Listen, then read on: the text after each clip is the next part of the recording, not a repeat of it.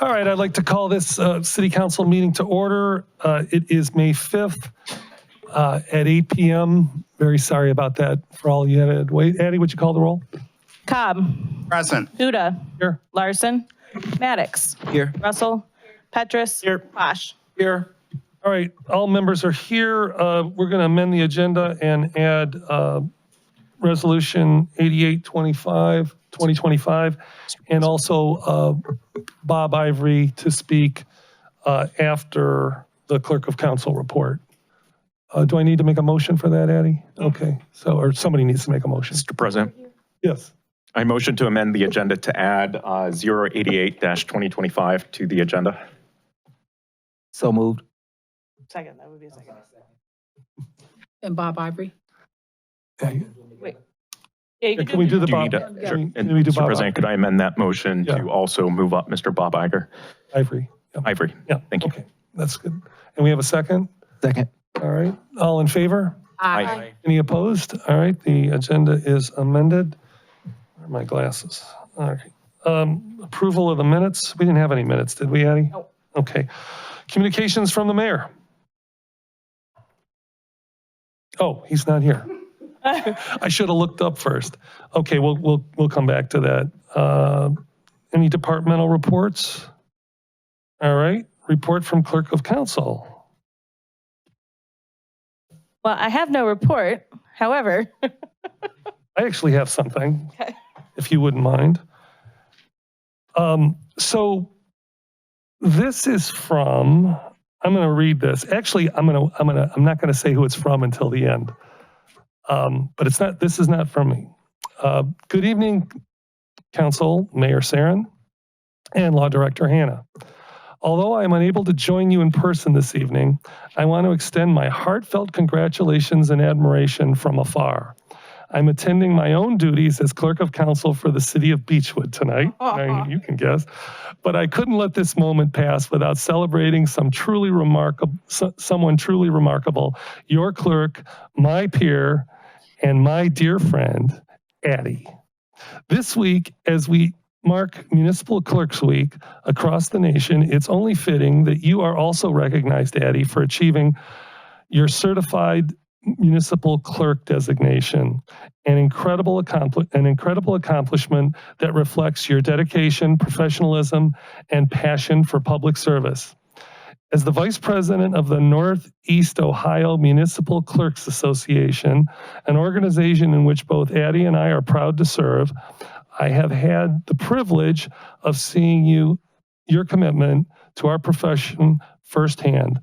You bring not only skill and knowledge to your role, but also a spirit of collaboration and kindness. And that makes you a joy to work with and an asset to our organization and to your community. The CMC designation is not simply a milestone, it's a mark of excellence. It represents countless hours of study, continuing education, and a deep devotion to the calling of clerk. Addie exemplifies what it means to serve with integrity, competence, and heart. While I wish I could be here in person to celebrate you, please know that I'm cheering you on tonight with great pride. Addie, your hard work has not gone unnoticed. You've earned this moment, and I hope you feel the appreciation and admiration that surrounds you. Congratulations again. Thank you for all you do. With admiration and friendship, Whitney Crook, the Clerk of Council of Beechwood. And we have a resolution, and it says here, that the International Institute of Municipal Clerks hereby confers the title of Certified Municipal Clerk to you, Addie Ballister. And I'm going to hand this to you and a pin. And I went to Dave's just before.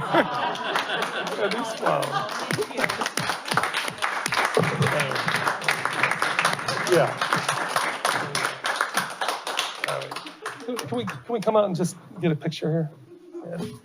Yeah. We gotta memorialize this. Are we all going out?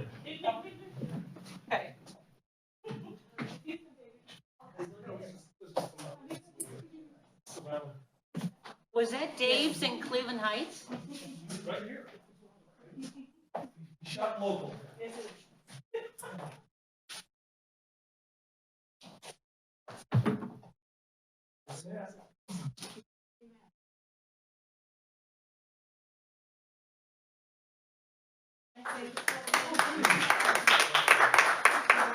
Thank you. I just wanted to say this up here as opposed to in my little corner over there. I just wanted to take a moment to say how truly thankful I am to be recognized as a certified municipal clerk. I couldn't have done this without amazing people in my corner. Funnily enough, first and foremost, I want to thank my fellow clerks, mentors, and friends, Whitney Crook, Dana Schroeder, and Fiji Gallum. You three have been such a huge part of this experience for me, whether it was sharing advice, offering encouragement, or just being there to vent or laugh with. Sorry, I'm getting emotional. You've all made a big difference. I also want to thank Ohio Municipal Clerks Association and the International Institute of Municipal Clerks for offering such a strong community and incredible learning opportunities. I also want to give a very special thanks to my husband. He puts up with a lot of late night evenings. And I want to thank council as well for just always offering their support. Thank you. Thank you, Addie.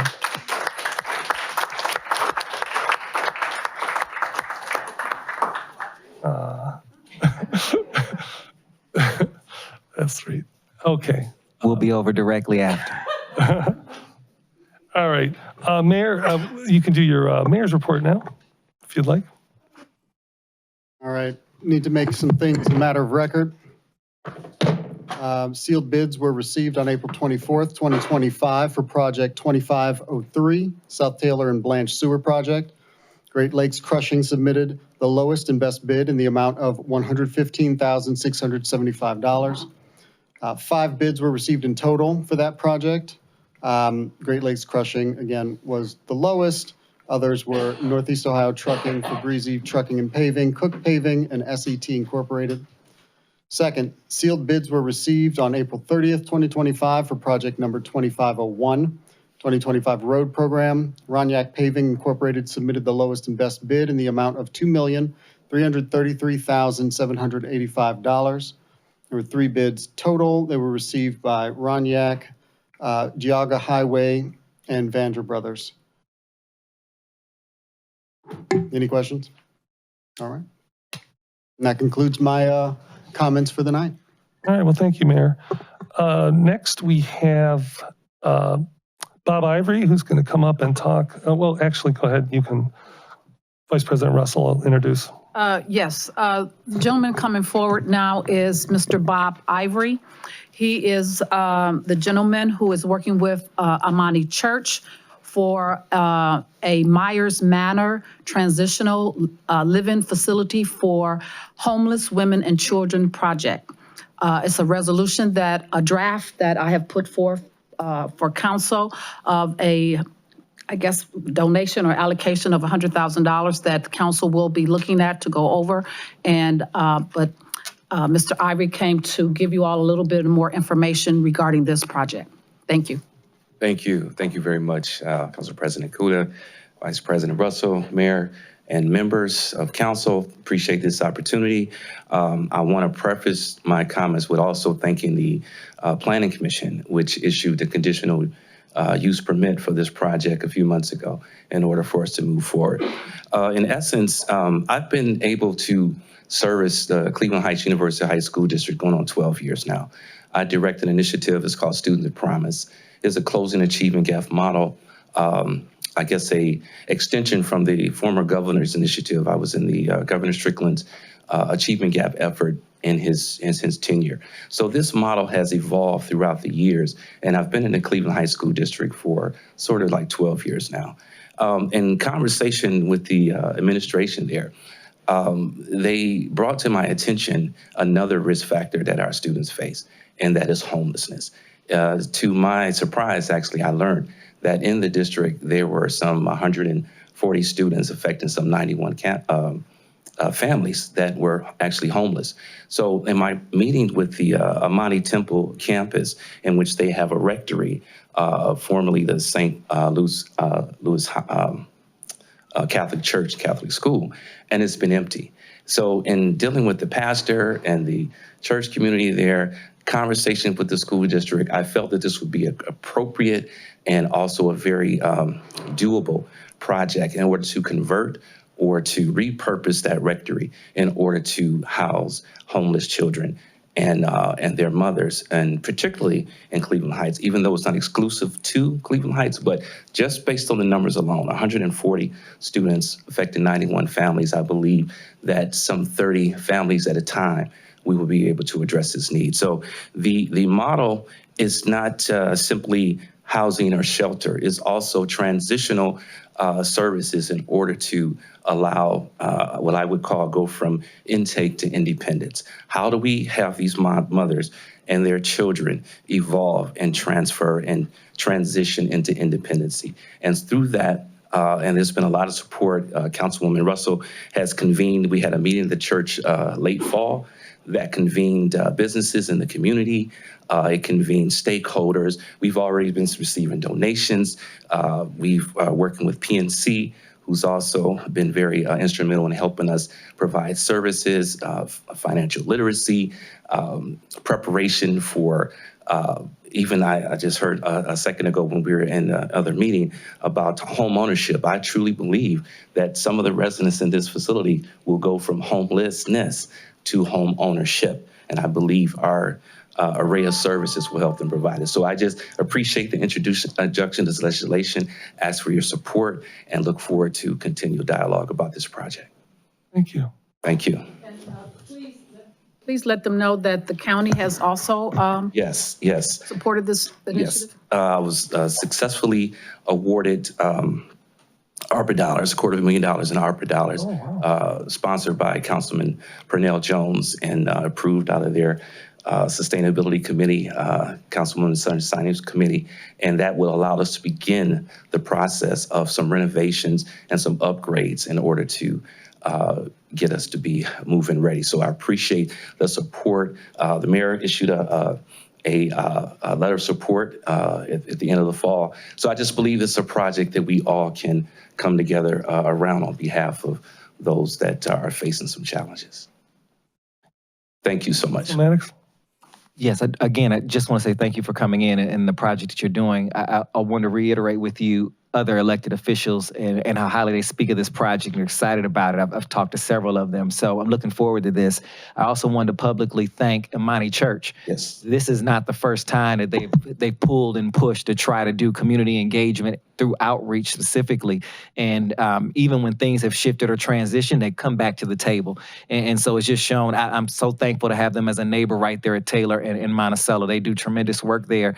And I'm just so glad their commitment to finding ways to make sure that facility is connected to the outside community. And so this is just another example of that. But would you please just tell them thank you so much for that commitment to the community and the people here. They've continuously, over and over again, have tried to create programming around engaging our underserved and marginalized communities. So thank you. I certainly will. Thank you, sir. Thank you. All right, we're going to move now to public comment. Let me first apologize that you had to wait half an hour. We just had some lively discussions in committee of the whole, and we tried to wrap it up as quickly as we can. Public comment, Eddie will call your name. You have 3 minutes to talk. But just when you step up, just say your name and the street you live on, and we can get started. I have nothing for legislative agenda items. All right. I have 2 for general. Oh. CJ Nash.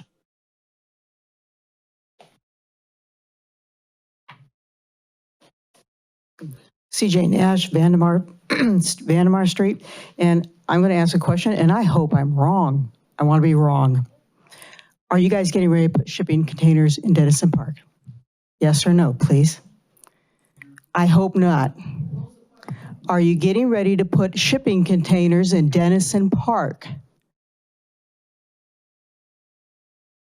Here's the reason I'm asking. Yeah, I mean, We talked about this for a long time, over and over and over and over again. First, we hear one thing about, oh, we're going to make a pop-up. Then we hear, oh, it's just going to be a trial. Then we hear, oh, well, we're going to put equipment in it. And I only have 3 minutes, so I won't go into all the details, but I really get the impression that somebody got a bunch of shipping containers and can't figure out what to do with them.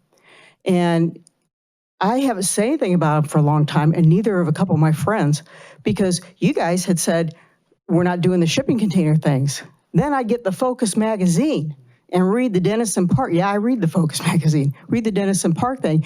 And way in the very back, like the last paragraph or right in back, there's this little bitty sentence that says that they're going to tear down the pool building and replace it with storage container. And I looked at that and I'm like, they're trying to shove those shipping containers down our throat, even though we said we don't want them. So here's my thing.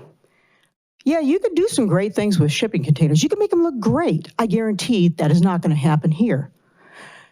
If you love those shipping containers so much and you think they're so wonderful, put them in Kane Park. Okay? Put them in Peace Park. And I know why you're not. It's not going to go in Peace Park. It's not going to go in Kane Park or any of the other parks because this place will be overflowing out the door with people clamoring about why you put shipping containers in their park. Now, the north side, we all know, north side of Cleveland Heights gets all the crappy stuff. We do not want shipping containers. I'm retired military. After 23 years, I have put shipping containers on trains. I have deployed with shipping containers. Every motor pool I had shipping containers in it. I have even slept in a shipping container on deployment. Those shipping containers are hot, they're humid, they're stuffy. Even if you cut out for windows, you put equipment in there, you're gonna get rusty equipment eventually. You cannot warm them enough in the wintertime. We do not want the shipping containers. I was told the shipping container thing was killed and not happening. So please, someone tell me I am wrong. And what is going in Denison Park is not a shipping container. Please tell me I'm wrong. Well, here's what I'll do. I mean, I don't know if the mayor wants to speak on this, but Addie, we could, you have CJ's email address. I would assume that the Parks and Rec director could give an answer to this question. So why don't you make sure that the two of them, yeah, go ahead, Councilman. We also had a discussion about what was happening with those containers in open council meeting, committee of the whole and council meetings discussion what will be in those with a pretty intense presentation on those. But shipping containers are going in Denison Park. Not the original plan that I designed. We're utilizing them for something else, but all of this was clearly stated to the public months ago. Thank you.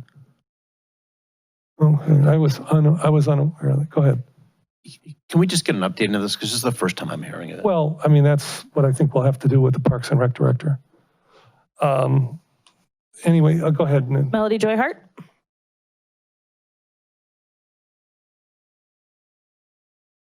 I'm here tonight specifically as former council member and former president of, what? Can't hear me? No. As former president of council. And I am also here to praise Addie. She's there. Not too many people notice her until she calls her name to come up here. And when I was on council, she was always there. She always did her research.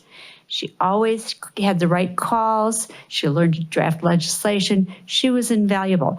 And she's also a great drinking buddy of mine. All right. So, congratulations. And I owe you a dinner. So you pick the day and it's dinner and drinks, okay? Okay. Oh. Thanks. I guess that's it. That's it. All right. I'm sorry.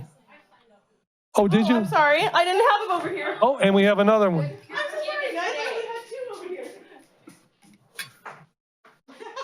Give them to me. If anyone failed to sign up, please get a sheet from Addie. Just put your name on there. Kelly Ovesic. Sorry, guys. Well, now we're just. Oh, Yeah. go ahead. Except she didn't see them. Do you want me to go now or wait? Okay. Good evening, Mayor and members of the council. My name is Kelly Ovesic, and I reside at 2330 Delaware Drive. And I'm here to represent my neighborhood and raise concerns regarding the handling and proposed sale of the green space on Cedar Road between Delaware Drive and South Overlook. Through a Nextdoor post exactly 1 week ago, I learned about the proposed sale of the two parcels. Immediately, I emailed questioning why these two parcels were on the council meeting's agenda. Newer to the street, I was often told by neighbors that these parcels were intended to remain within the community for park and green space for the original 1948 council agreement. Per council, I was told there was no deed restrictions, encouraged to attend the next planning and development meeting where legislation was bounced back to. 2 days later, after attending this meeting, I learned that not only were these parcels on the selling block, but the person planning to purchase the parcels had fully developed a proposal and presented to council in closed executive session months earlier.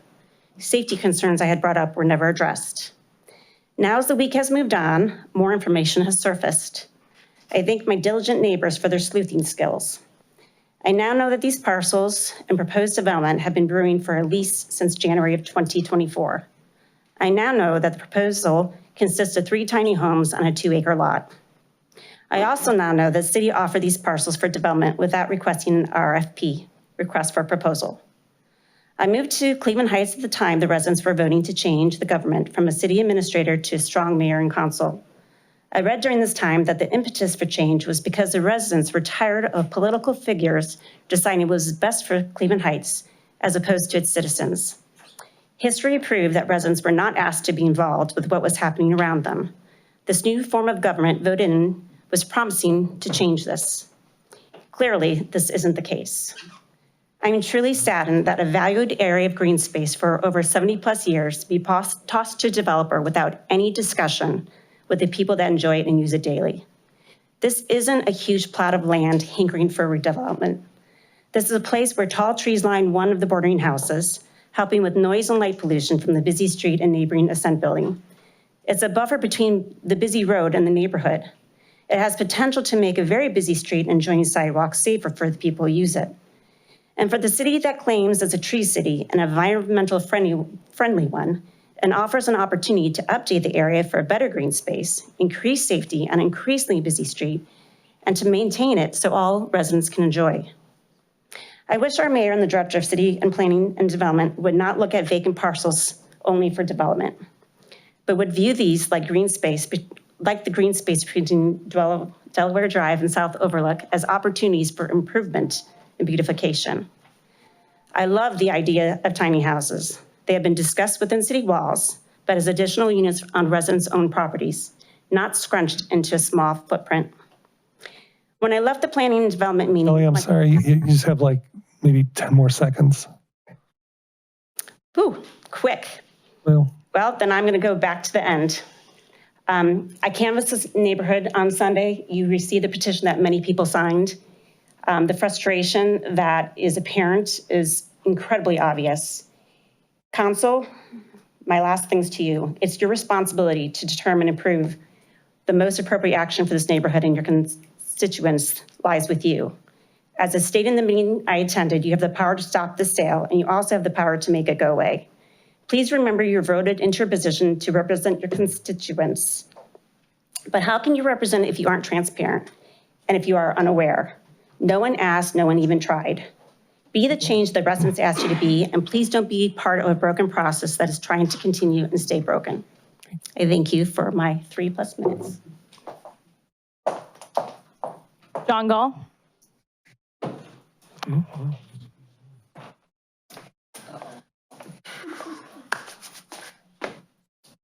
Thanks. Hi, everybody. My name's John Gall. I live at 3444 Fairmount Boulevard, the crash zone where South Taylor intersects Fairmount Boulevard.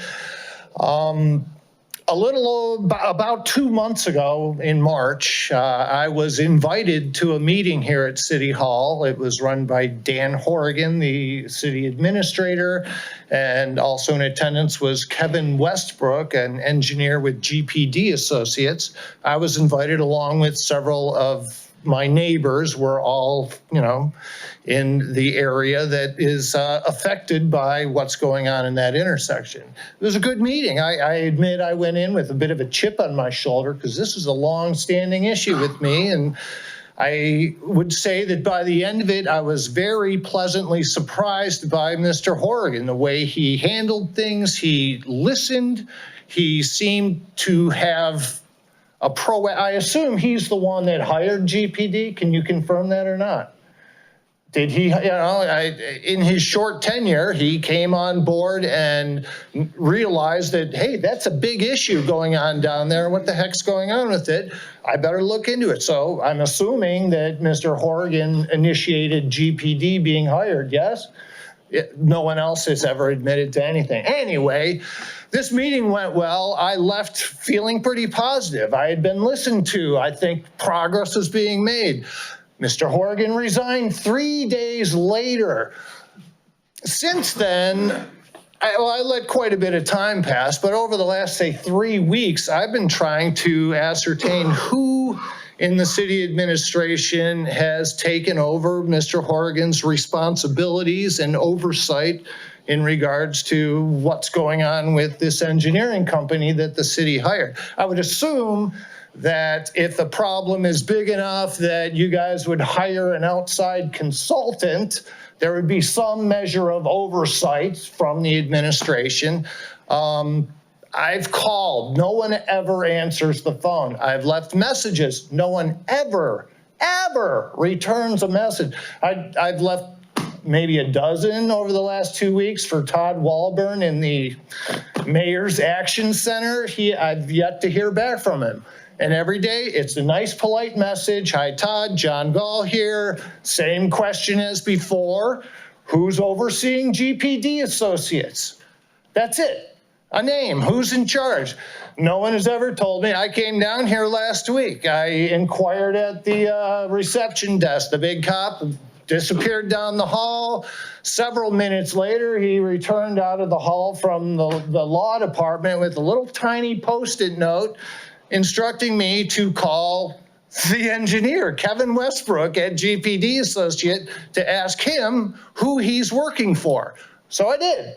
And guess what? He doesn't know either. He thought he was working for Dan Horgan. No one from the city had the foresight or courtesy to inform him that his liaison was no longer there. John, unfortunately, you're out of time. But yeah, well, I'm out of here. So tell Todd to give me a call. He can return a freaking message once in a while. Anybody else? Eli Mann. Oh, there we go. Yeah, thanks.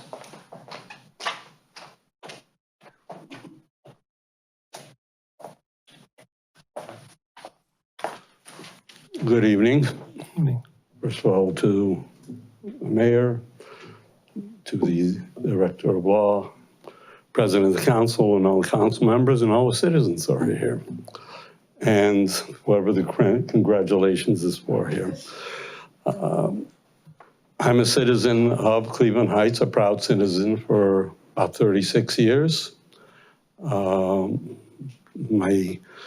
very close members of my family probably numbered to about 100 in Cleveland Heights. So we take up some houses there. I'm here not for myself. I'm here because my good friend, Bob Ivory, made his presentation. I guess he had made it to before the council meeting. And all I wanted to say is that I don't know him that long. So I know people tens of years. I know him for a decent period of time. And in that period, I was able to see a person who is very knowledgeable in what he's doing, has himself planned out, mapped out where he wants to go, wants to help people. I'm sure he wants to make money like all of us do, but money is not number one by him. I can see that from all the conversations and all the meetings that we've had. And I'm very impressed what he's doing with the Students of Promise. I think he's going to be very successful. One of the main reasons it really lends itself to his compassion. People do things for money, and I don't blame him. I do it sometimes for money also, but I like to have something along with that. Something good for the community, good for the neighborhood. He is someone who is extremely compassionate. And that is going to lend to the success of this project more so than a lot of other things, but it goes together with what I said, all his capabilities, his experience in government. He had worked with the governor of Ohio in the year 207, 208. He was in many different, in the county, you name it. And I think his name stands in front of him, and I wish him a lot of success, and I hope everyone will just as well. I do things similar, so I understand what he's going to do. It makes a lot of sense and will be a tremendous help for the community. Thank you, everyone. Lou Mandy?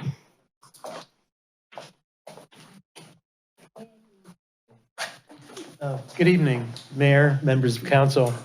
My name's Lou Mandy. My wife and I live at 2170 Delaware Drive. Excuse me for me just reading this, but I wanted to get it in. My wife and I have lived here for 6 years after we moved here from Philadelphia. We had no idea that this ordinance was being considered until last week. This is also true of our immediate neighbors on Delaware Drive. I'm here about the green space between that Jackie just mentioned before. A friend living on South Overlook provided me with the neighborhood residence and business flyer that was apparently distributed by the developer, Paul Volpe. It is telling that the flyer only mentions a meeting on May 15th, 10 days after the council meeting where the type of decision may be made regarding the sale of the 2 lots, which is tonight. The meeting in the future is May 15th, what the flyer was mentioning. And if I'm getting anything wrong, it's only because we've only just learned about this issue. I have quickly reviewed 2 previous filings submitted by Volpe for this project. I'm very familiar with people trying to overwhelm their opposition by papering them to death. One page in particular is interesting. Page 9 in the April 10th, 2025 submission offers 2 options for the use of the green space. Development option 1, do nothing, or development option 2, build Volpe's houses. There are many other possible options for the benefit to the neighborhood. As you may be aware, there are many families with small children in the neighborhood, and one idea could be the construction of a small children's park and some benches. It's a beautiful little area. And as it appears to be a smokescreen to refer to these parcels as vacant land. Those 2 parcels comprise the only convenient public green space for our whole neighborhood. Of course, we did have some green space, but that was demolished to put the big apartment building up with all of the retail space that hasn't been rented, except for the urgent care center, which is okay too. A concern is that the project has been listed on the agenda as an emergency matter. What is the emergency? From my quick review of the documents, it appears that these parcels have been green space for over 75 years. My wife and I have had the opportunity to live in a number of different cities in the United States. This project, I'm afraid, has the aroma to somebody new of big city politics. Hide the ball, make it an emergency, and then get it done before anybody knows it happened. That's how it appears to the neighbors of the neighborhood right now. This project should be slowed way down and examined. We, the residents of the Cedar Hill area and City Council, can work together to develop a plan that can benefit everyone. Thank you. I appreciate it.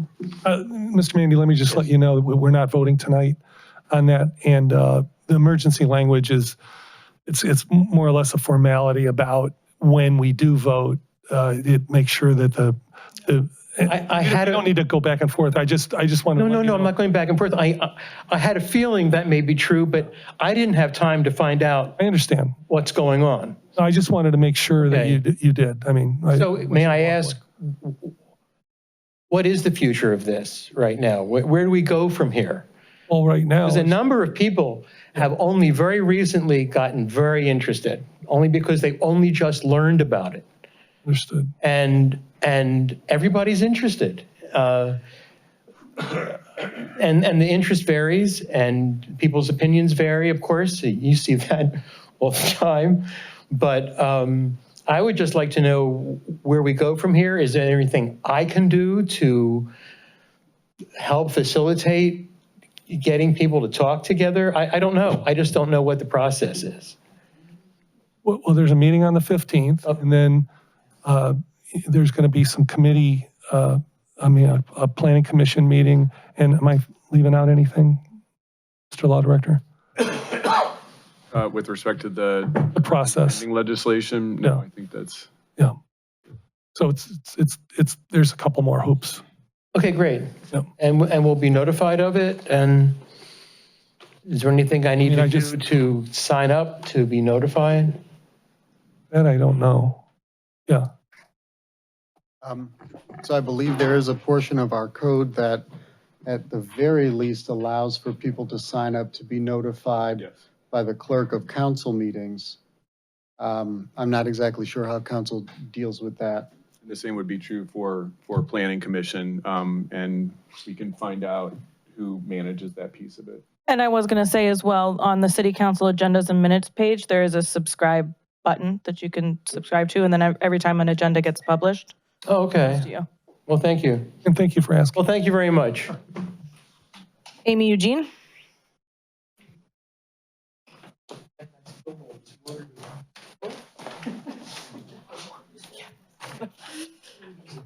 Amy Eugene, Scarborough Road. It has been said that to understand what's going on right now in city leadership, one must have been engaged in these and other meetings for the last 4 years, or at the very least to have watched the videos. I can assure you there's no need to go back 4 years. All of what has occurred in those 4 years is present today in the here and now, continually played out in the dynamics and actions that have been taking this city into a steady decline. Present is not only our first elected strong mayor, but his desire to implement his vision. Present is the wrestling with all the change required when the city adopted its new charter. Present is the natural occurrence of resistance that happens in any organizational change effort. Present is the determination to go stronger against the resistance, seeking power over rather than power with. Present are the accusations of racism.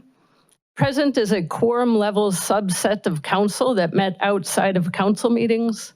Present is a member of council who wears the council jersey but consistently plays for the other side. Present is the bad guy, good guy routine that takes council off course and makes forward progress impossible. Present are potholes, lifeguards, and splash pads. Present is to note that the only parts of the 2025 budget that still has not been finalized due to the mayor's ever-moving goalpost and processes is in fact council's budget. Present is a culture within City Hall such that the mayor chose to have his wife fill a trusted role. Present is a work environment at City Hall and at Kane Park that was allowed to remain volatile for far longer than they should have. Present is every city employee or volunteer who has left because of those and other issues. Present is a depleted staff. Present is a city whose name in media headlines is becoming synonymous with dysfunction. All of the last 4 years, all of those things and more are present in the here and now, continually played out in the dynamics and actions that have been taking this city into a steady decline. And also present and speaking very loudly is the mayor's silence, demonstrating his lack of leadership. Mayor, speak to the people and step down. Thank you. And Sheriff?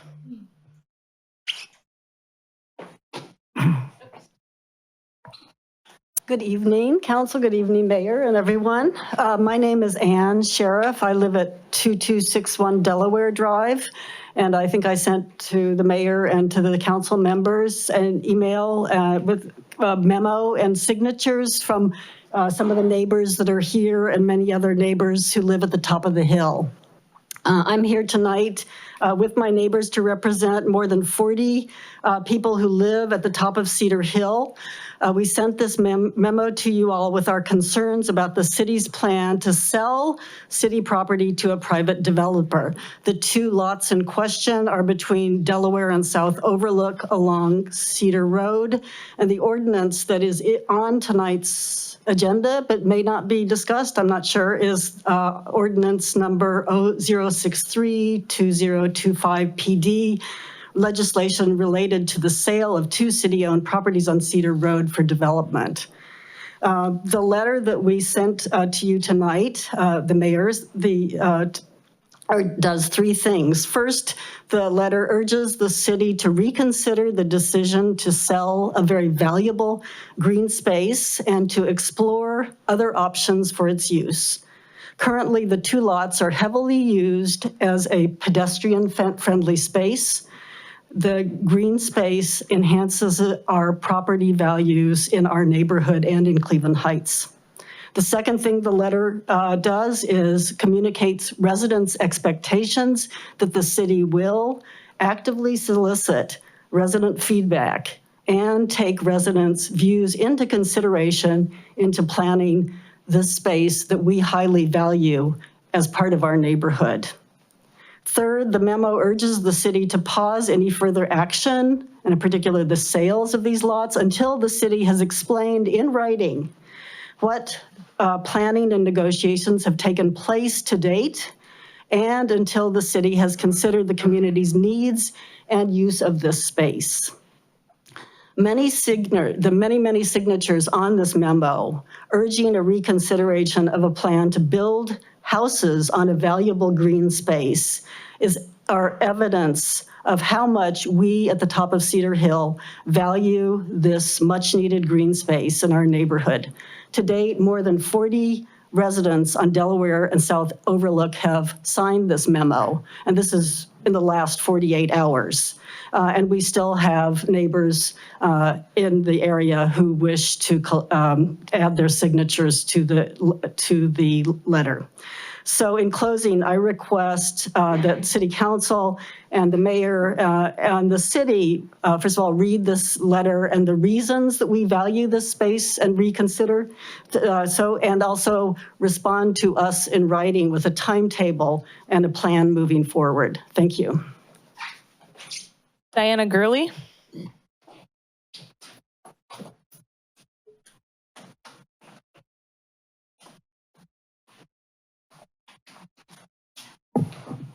Good evening.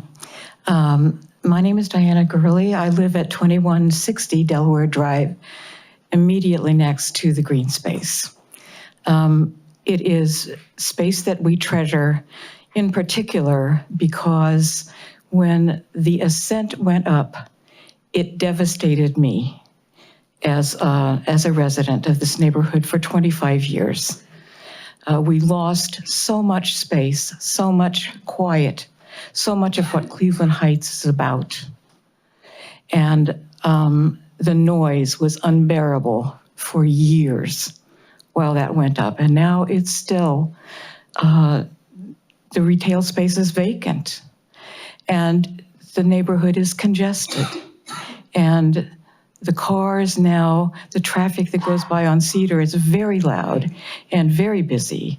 It's changed the neighborhood.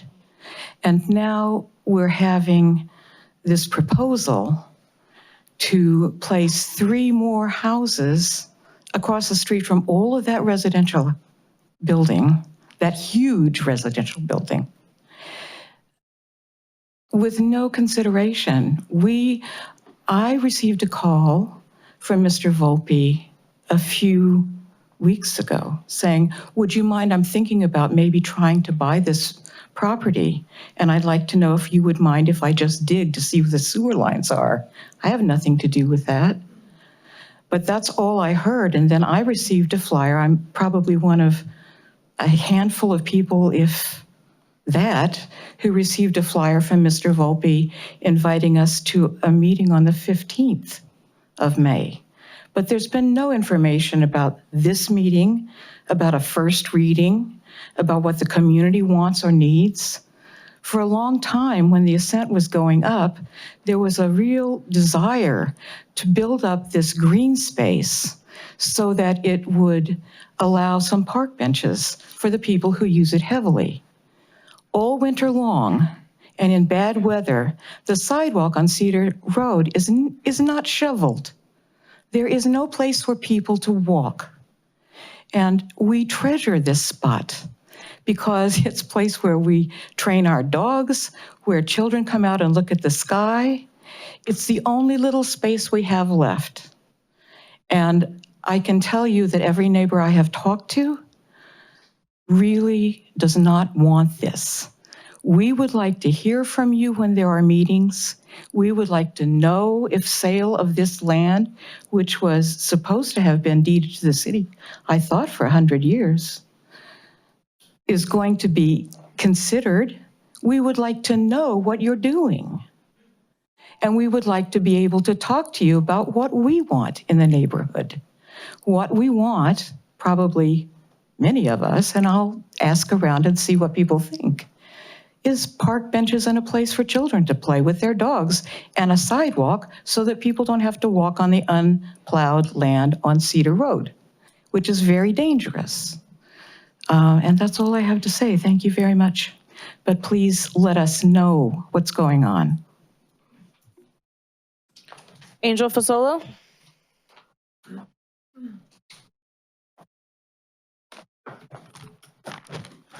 Angel Fasolo, Edge Hill. Since last June, after the first of 2 federal Title IX lawsuits against the Cleveland Heights schools alleging violating civil rights of students who allege sexual assaults by their peers, I've been speaking at monthly board meetings on the first Tuesday of the month. Tonight I had a pick because they had a Monday night meeting. But I'm here tonight to hopefully have a larger audience, and I will tie it in to city concerns. This year, 3 board members' terms are up, Hines, Sereni, and Lewis. Most of the allegations in the lawsuits occurred during their tenure on board. Nearly a dozen current or former students sued, and close to a dozen named school administrators or defendants with allegations of mismanagement, mistreatment, and retaliation against student victims. Those 3 board members were part of the leadership protecting and promoting the administrators accused in these lawsuits. Some of these administrators had complaints for years, and the district seemed to ignore or dismiss them. Those 3 and our newest Councilman Posh were part of the leadership that actively and passively helped foster an unsafe culture in our schools and created a pattern of violations. So I mention this here tonight. Hopefully leaders here or residents tuning in at home will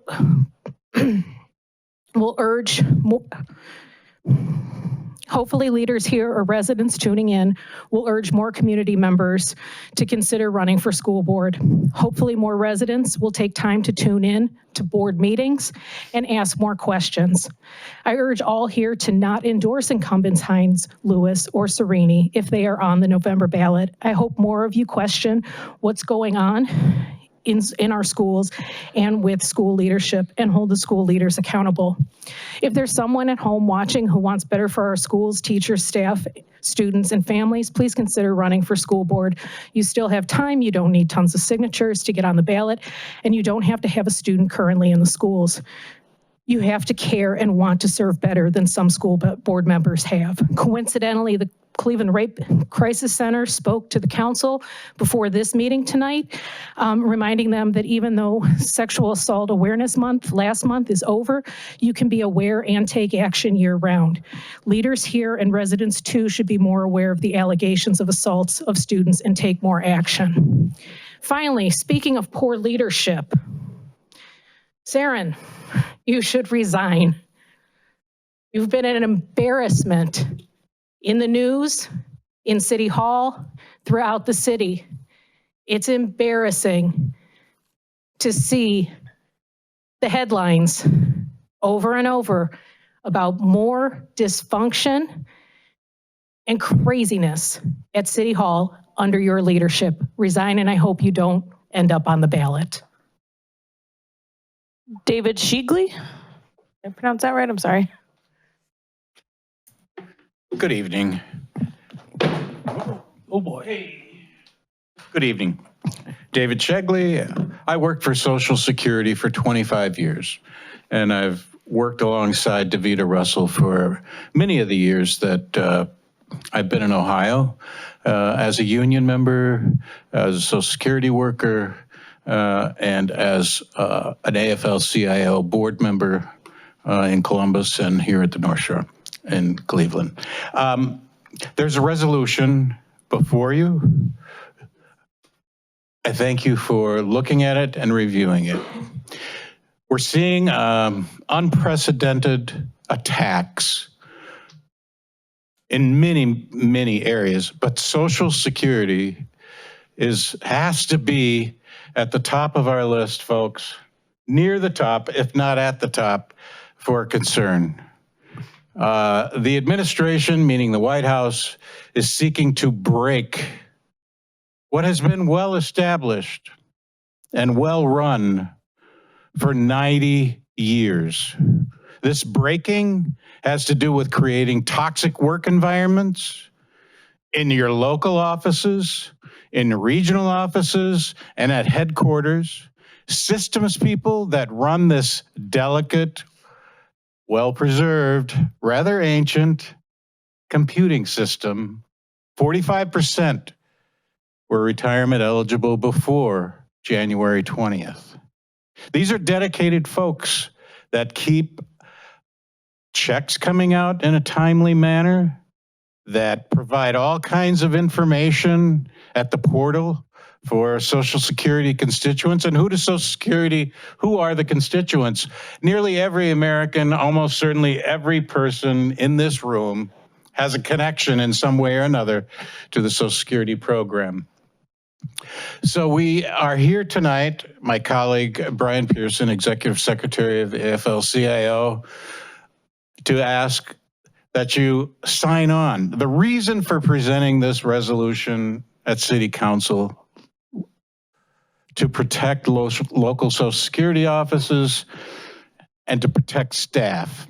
And believe me, staff are not protected.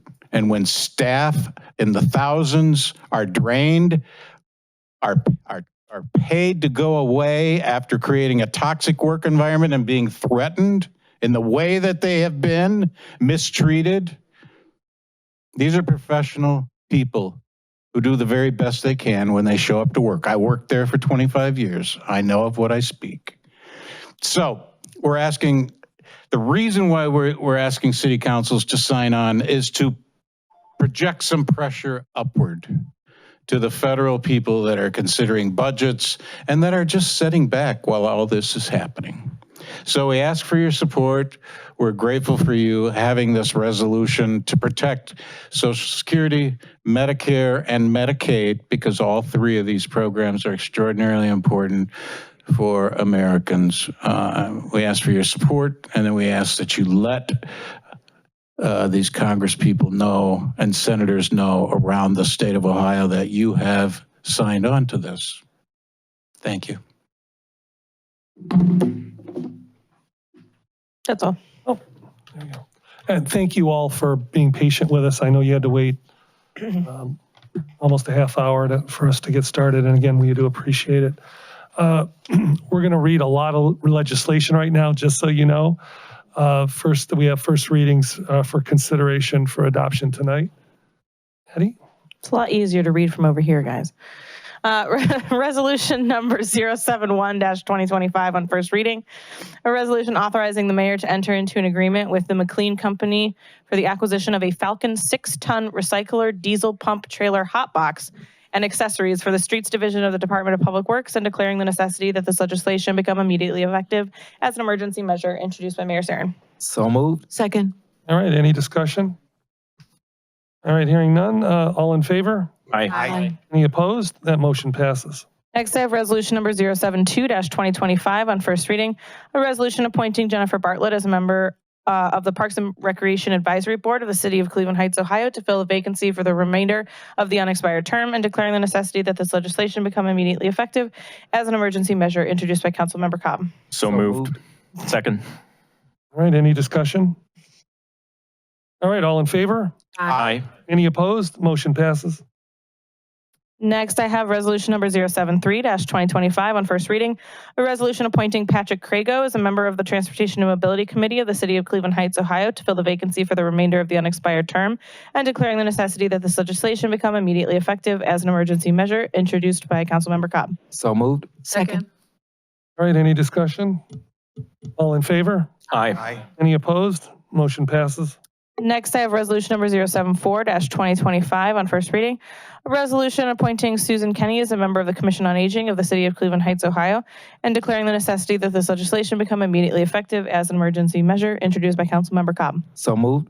Second. All right, it's been moved and seconded. Any discussion? All in favor? Aye. Any opposed? Motion passes. Next, I have resolution number 075-2025 on first reading, a resolution appointing Eric Silverman and Wes Schaub as members of the Citizen Advisory Committee of the City of Cleveland Heights, Ohio, to fill vacancies for the remainder of unexpired terms, and declaring the necessity that this legislation become immediately effective as an emergency measure, introduced by Councilmember Cobb. So moved. Second. All right, it's been moved and seconded. Any discussion? All right, we've been asked to do a roll call vote. Cobb. Aye. Huda. Aye. Maddox. No. Larson. Aye. Russell. Aye. Petrus. Aye. Posh. Aye.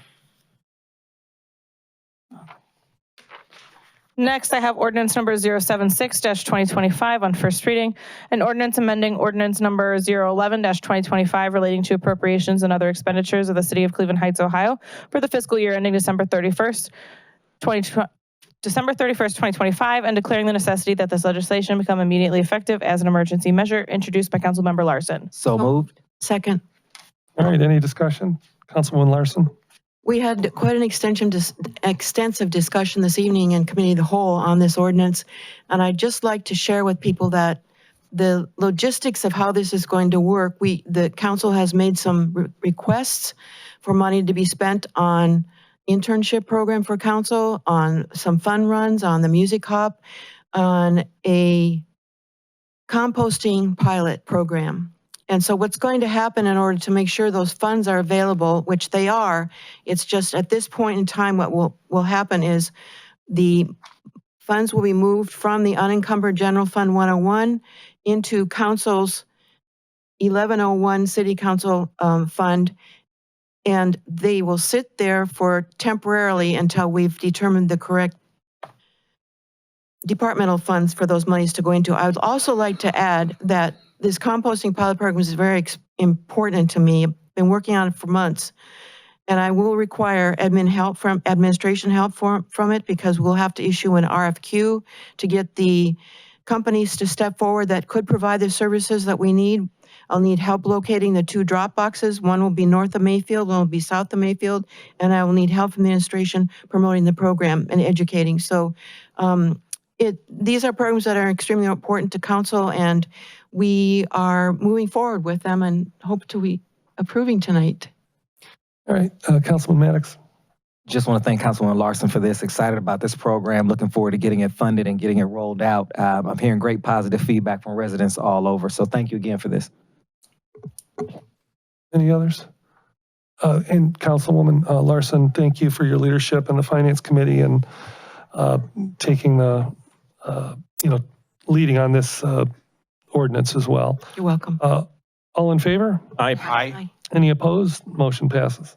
Next, I have resolution number 077-2025 on first reading, a resolution authorizing the mayor to submit an application to the Northeast Ohio Area-Wide Coordinating Agency for a grant under the Congestion Mitigation and Air Quality Program to fund a multi-use trail along Washington Boulevard, and to accept and enter into agreements related to the grant program, and declaring the necessity that this legislation become immediately effective as an emergency measure, introduced by Mayor Sarin. So moved. Second. All right, any discussion? All in favor? Aye. Aye. Any opposed? Motion passes. Next, I have resolution number 078-2025 on first reading, a resolution authorizing the mayor to execute an agreement with UBiz Venture Capital for the purpose of conducting a small business support program, repealing resolution number 207-2024 in its entirety, and declaring the necessity that this legislation become immediately effective as an emergency measure introduced by Mayor Sarin. So moved. Second. All right, any discussion? All right, happy to see this moving forward so we can get some of these ARPA dollars spent. All in favor? Aye. Any opposed? All right, I have resolution number 079-2025 on first reading, a resolution authorizing the mayor to execute an agreement with Yagor Group LLC, doing business as Perfection Landscapes, to furnish the labor, materials, equipment, and associated landscaping services necessary for the 2025 facilities landscape installation and maintenance project, and declaring the necessity that this legislation become immediately effective as an emergency measure introduced by Mayor Sarin. So moved. Second. all right, any discussion? All in favor? Aye. Any opposed? Motion passes. I have resolution number 080-2025 on first reading, a resolution providing for a contribution of $2,500 in support of the 2025 Heights Tiger 5K and Fun Run, and declaring the necessity that this legislation become immediately effective as an emergency measure introduced by Councilmember Cobb. So moved. All right, and we have so it's been moved and seconded. Did you get that, Addie? Okay, and then Councilman Cobb. Yes, Mr. President, I would like to make a motion to amend that resolution, specifically section 1, to substitute the source of the funds as coming from council's budget as opposed to the unencumbered general funds that's stated in section 1. Is there a second? A second. All right, any discussion on that? All right, all in favor? Aye. Any opposed? Motion passes. Now go back and vote on the adoption. All right, do we have a motion on that? Motion in a second. Oh, we did, okay. All in favor? Aye. Any opposed? And that motion passes. All right, first readings only. I've got resolution number 081-2025 on first reading. A resolution adopting the City of Cleveland Heights' Climate Forward and Action and Resilience Plan, introduced by Mayor Sarin. All right, I'm referring that to municipal services. I have ordinance number 082-2025 on first reading, an ordinance amending section 143.04 compensation of members of chapter 143 Landmark Commission of Codified Ordinances of Cleveland Heights, and declaring the necessity that this legislation become immediately effective as an emergency measure introduced by Councilmember Cobb. I have resolution number 083-2025 on first reading, a resolution authorizing the mayor to execute an agreement with Lexipol LLC for annual subscription services used to provide the police department with comprehensive departmental policy management solutions, and declaring the necessity that this legislation become immediately effective as an emergency measure introduced by Mayor Sarin.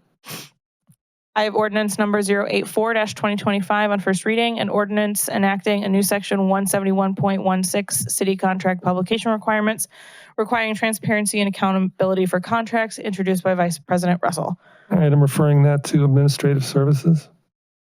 I have resolution number 087-2025 on first reading, a resolution authorizing the mayor to enter into an agreement with 3D Moore Enterprises LLC for a loan under the city's storefront loan fund program to help renovate the storefronts at 3936 through 3946 Mayfield Road, and declaring the necessity that this legislation become immediately effective as an emergency measure. Sorry. And I have resolution number 088-2025 on first reading, a resolution, pardon me. Give me 1 second, guys, I'm sorry. I don't have it in front of me.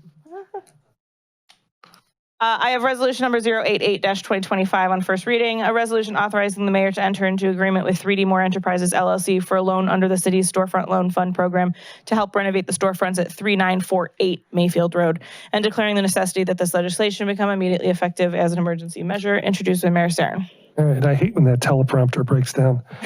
Second readings. I have resolution number 054-2025 on second reading, an ordinance amending section 121.01 powers and duties of chapter 121 mayor of the codified ordinances of the city of Cleveland Heights, Ohio, introduced by President Kuda. Do I have a motion? So moved. Second. All right, any discussion? All right, all in favor? Aye. Any opposed? I Oh, have, that passes. A motion passes, sorry. I have ordinance number 063-2025 on second reading, an ordinance authorizing the mayor to execute a real estate purchase agreement for the sale of certain vacant real property located on South Overlook Road and Cedar Road consisting of approximately 0.54 acres and identified as permanent parcel numbers 685-24-001 and 685-24-033 in the Cuyahoga County records, and declaring the necessity that this legislation become immediately effective as an emergency measure, introduced by Mayor Sarin. All right, so that's a read only, and now we'll do third readings. I have ordinance number 023-2025 on third reading, amended 4/21/25, an ordinance establishing salary schedules, position classifications, and other compensation and benefits for officers and employees of the city, and declaring the necessity that this legislation become immediately effective as an emergency measure, introduced by Mayor Sarin. So moved. Second. All right, any discussion? All in favor? Aye. Any opposed? Motion passes. Consent agenda? I have resolution number 085-2025 on first reading, a resolution recognizing May 18th through 24th, 2025 as National Public Works Week and declaring the necessity that this legislation become immediately effective as an emergency measure, introduced by Mayor Sarin. I have resolution number 086-2025 on first reading, a resolution to save neighborhood Social Security offices, Medicare and Medicaid, and declaring the necessity that this legislation become immediately effective as an emergency measure, introduced by Vice President Russell. Mr. President, I'd like Yes. to make a motion that we move to suspend the rules. All right, do we have a second? Second. All right, any discussion? All right, all in favor of suspending the rules? Aye. All right, any opposed? That motion passes. Now let's move for adoption. So moved. Second. All right, any discussion? You know, I just want to say on the Social Security office on the 086, I don't know if any of you have tried to call, but I have, because they messed my checkup last month, and they said there was a 2-hour wait, and then it just hangs up on you. And this is what happens when you fire this many people. And I just watch the news, and it's happening all over the country, and it's awful. And you know, we need service, and we don't have the staffing to do it, and it's really a shame. And with that, well, let's vote. All in favor? Aye. Any opposed? That motion passes. Now we're going to move to committee reports. Thank you for all hanging in with us. Any committee reports? Councilman Petrus. Thank you, Mr. President. The Housing and Building and Planning and Development Committees are holding a public hearing at 6 p.m. on Wednesday, May 7th regarding the parking of commercial vehicles in residential areas. While council is not pursuing any particular change at this time, residents are invited to provide feedback on 3 hypothetical approaches. 1, no parking of any commercial vehicles in residential area, no parking of any commercial vehicles in residential areas. 2, no restrictions on the parking of commercial vehicles in residential areas. And 3, a balanced approach with specific restrictions. Also, the Housing and Building Committee's next regularly scheduled meeting is 5:30 p.m. on Monday, May 12th.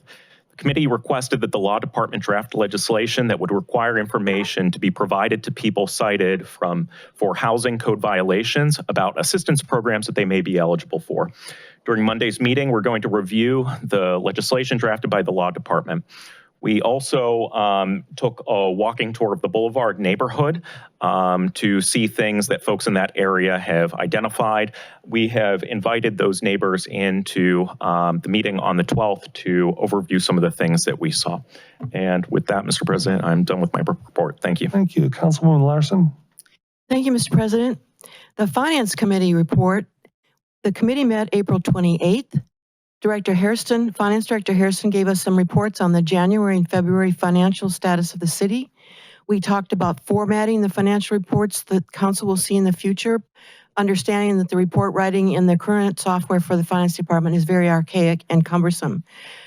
Vice Chair Anthony Maddox presented a list of lending and financial literacy programs available to underserved communities. We agreed to continue this discussion at the committee's next meeting as the landscape of funding programs is determined by what is happening in DC. The committee's June meeting will include March and April financial reports, discussion of formatting future financial reports, an update on the 2023 unfinished state audit, a possible presentation from Frank Ford regarding data analysis of current lending practices in underserved communities, and an update on lending programs available to those residents. The Municipal Services and Environmental Sustainability Committee will be meeting the week of May 12th. We were assigned the Resolution 081-2025 adopting the City of Cleveland Heights Climate Forward and Action and Resilience Plan this evening. So we'll have that meeting, and we'll be inviting Sustainability Coordinator Boateng and also the mayor to that meeting to share with us that particular program. Thank you. Welcome, Councilman Cobb. Yes, earlier this evening, we did a first reading on a new proposed ordinance, section 171.16, that addresses the circumstances where a contract or agreement the city has needs to be published. On our website, there were some questions raised about this legislation, and so I agreed in committee of the whole to schedule a committee meeting. And at the time, I talked about scheduling that committee meeting next Tuesday, the 13th, after the Public Safety Committee meeting. Didn't realize that we also had a meeting scheduled for the 12th. And so I'm open to either of those evenings, depending upon council's preference. Could I check my schedule? And I promise you I'll get you within 24 hours. All right. And if everyone would let Addie know, and then we will schedule that meeting. It'll only probably be a half an hour, either Monday or Tuesday night, to go over that legislation. I do anticipate having another committee meeting at the end of the month, but we just wanted to have this committee meeting to address this legislation in advance of our next regular council meeting. All right. And Councilwoman Larson brought up the finance director with the wonderful bow tie. Would you like to introduce the new assistant finance director? Just come up to the podium. Thank you. Appreciate that.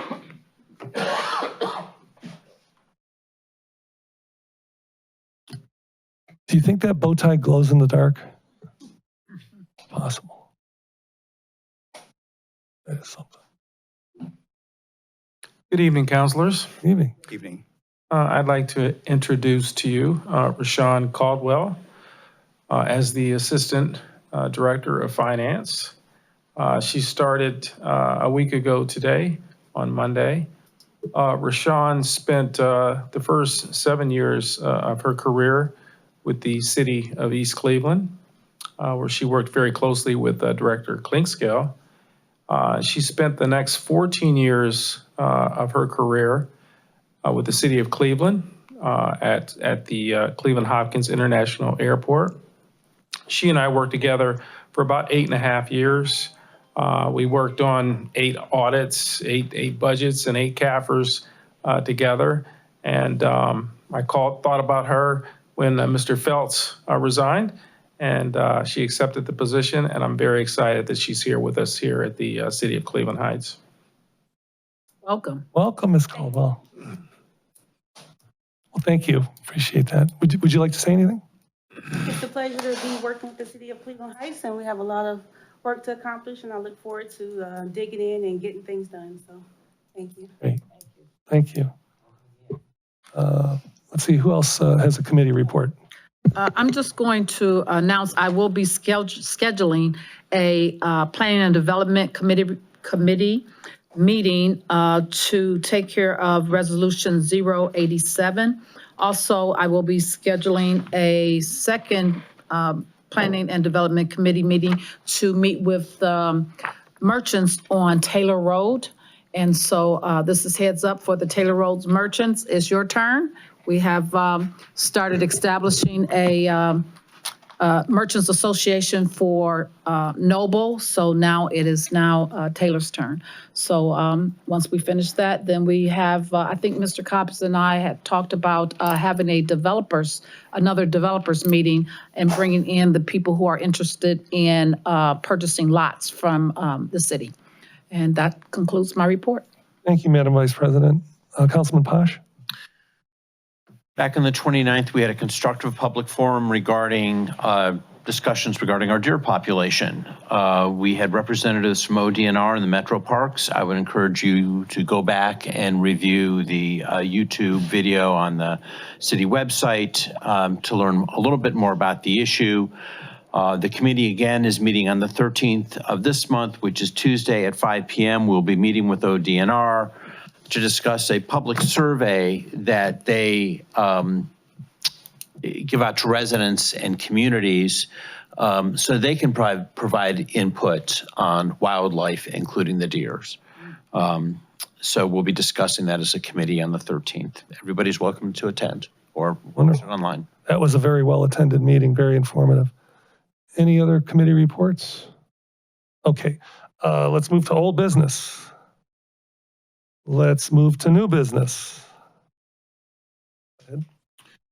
Councilman Cobb, sorry. Thank you. I would encourage residents to subscribe to the city's email blast, which goes out on Friday.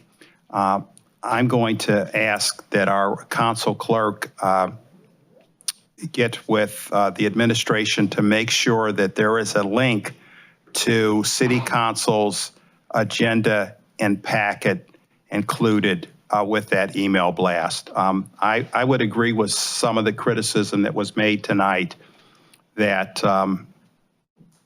sometimes we don't do enough to make residents aware of some important legislation, particularly when it involves the sale of city property. I can assure you that we're not trying to hide anything from the residents with any of our legislation. It's incumbent upon people, and I know not everyone does this, to go to the city's website and pull up our agenda, which can be cumbersome, and we need to work on making that more readily available and accessible. And you would see what the agenda items are in the legislation that'll be voted on. So I would agree that we need to work on that, and we need to highlight matters involving the sale of our property, or when there is development that's being done and it requires some city zoning approval, such as was the case recently with the Park Synagogue. I didn't think that we had done enough to publicize that, and so we deferred voting on it for a while to make sure that residents were aware of that and did have an opportunity to be heard. And in this case, I assure you that before we vote on the legislation for the South Overlook properties, that there's going to be a hearing and it will be vetted. So you will have an opportunity to be heard. All right, any other new business? Okay, hearing none, council member comments. Councilman Maddox? Oh, you? Council member comments, yeah, we're just starting that. Oh, go ahead, Councilman. I just had a quick one. If I didn't do this tonight, I was going to be in trouble. Today is May 5th, and so I want to wish Adrienne Maddox, my baby sister, a happy birthday today. Lifelong resident of Cleveland Heights. Hopefully she's enjoying it in Hawaii. Wish I was there. Wow. Thanks. Yeah. Any other council member comments? Councilwoman Larson? Oh. Go ahead, you go. We'll just go down the line. All right, I lost my job. Okie dokie. There's an important election tomorrow that does involve things on the ballot that would benefit the city. I don't think I should be saying which way you should vote or propose anything. I think that would be inappropriate. Do your research, and please go to the polls if you could.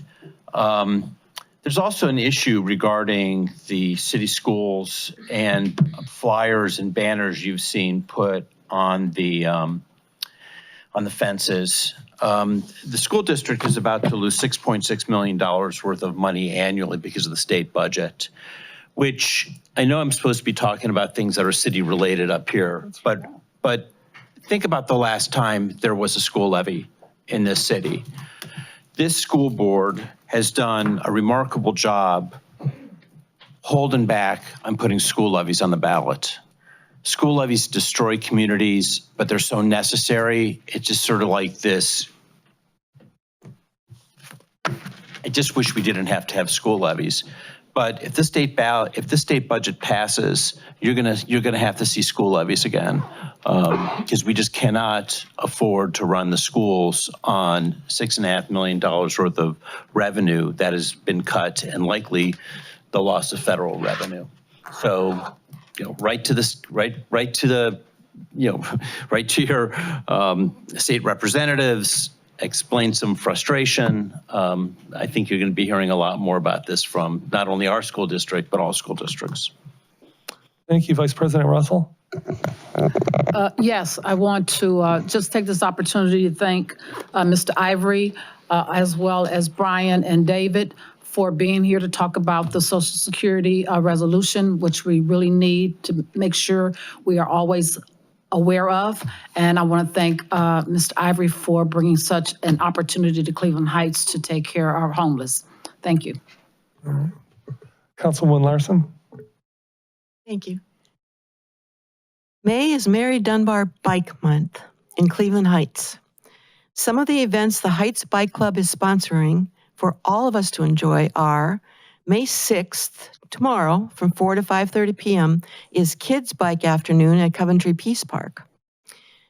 Bike to Work Week is May 12th through 16th, where you're encouraged, if you can, to commute safely on your bicycle. And then all during the summer, starting June 3rd, going into October, they will have evening Tuesday bike rides. For details on these and additional opportunities to bike with the Heights Bike Coalition, visit their website at heightsbicyclecoalition.org. That's it. Done. All right. Any other comments? All right. Well, we're not done yet because we have the council president's report. This will be short. So lots of important issues raised by you. Thank you, all of you. And thank you for staying. We kind of glossed really over 054 2025, which moves the date the budget is due to council from November 15th up to November 1st. This will be hopefully not the last adjustment we'll make, because we certainly learned a lot by the budget process that we went through. We had obviously some trouble and more time and a budget process. The mayor and I have been meeting about revamping the budget process, and we are going to present something to the committee of the whole on, what would it be, May 19th. So you can look forward to that. And lastly, I want to say, Addie, thank you so much. You've just done such a great job for us, and we're so glad and so fortunate to have you. And with that, this meeting is adjourned at 9:21.